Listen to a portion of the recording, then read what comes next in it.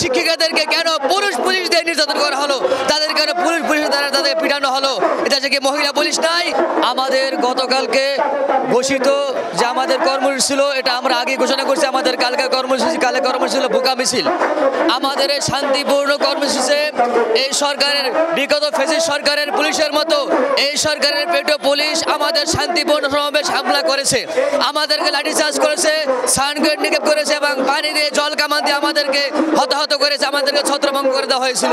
এবং আমি অত দুঃখের বিষয় জানাতে চাই, আমাদেরকে, আমরা শিক্ষক, আমরা এই দেশের সম্মানী জাতি, আমরা আমাদের ন্যায্য দাবি আদায়ের জন্য মাঠে আসছি, আমাদেরকে কেন এই পুলিশ দ্বারা নির্যাতন করা হলো? এবং আমি আরো জানাতে চাই, আমাদের বোনদেরকে, শিক্ষিকাদেরকে কেন পুলিশ দিয়ে নির্যাতন করা হলো, তাদের কেন পুলিশের দ্বারা তাদের পিটানো হলো, এটা যে কি মহিলা পুলিশ নাই?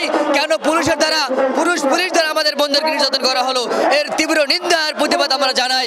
কেন আমাদের ন্যায্য দাবিতে আমাদের নিয়ম শৃঙ্খলা যে আন্দোলন ছিল, কেন সে আন্দোলন তারা রিসার্চ করেছে? আমাদের দাবি ছিল, সরকার জানুয়ারি মাসের 28 তারিখ ঘোষণা করেছে যে আমাদের সদর দপ্তরে মাদ্রাসাগুলো প্রাইমারি স্কুলে না জাতীয়করণ করা হবে, কিন্তু সরকার ঘোষণা দিয়েছে, কিন্তু সে ঘোষণা বাস্তবায়ন করেনি। এই বাস্তবায়নের দাবিতে আমরা মাঠে আসছি, যাতে করে আমাদের এই অবহেলিত দীর্ঘ 41 বছরের অবহেলিত সদর দপ্তরে মাদ্রাসাগুলোকে প্রাইমারি না জাতীয়করণ করা হয়। এই দাবিতে আমরা মাঠে আসছি। আমাদের এই ন্যায্য দাবি যেটা সরকার ঘোষণা করেছে, সেই দাবি আদায়ের জন্য আমরা মাঠে আসছি। আমরা মাঠে আজকে 18 দিন পর্যন্ত এখানে আমরা অবস্থান ধর্মঘট চালাইতেছি, কিন্তু আজও পর্যন্ত আমাদেরকে কেউ খোঁজ খবর নিয়ে সচিবালয় থেকে দেখেনি। বিগত দিন আমাদের দাবি ছিল 6 দফা দাবি, এখন আমাদের দাবি হলো 1 দফা দাবি। আমাদের সকল সদর দপ্তরের মাদ্রাসাকে জাতীয়করণ করার দাবি।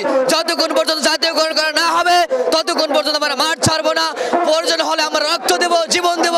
আমাদের রক্তে ঢাকার এই রাজপথ, আমাদের রক্তে ঢাকার এই প্রেস ক্লাব রঞ্জিত হবে, কিন্তু আমাদের দাবিগুলো পূরণ না হওয়া পর্যন্ত আমরা মাঠ ছাড়বো না।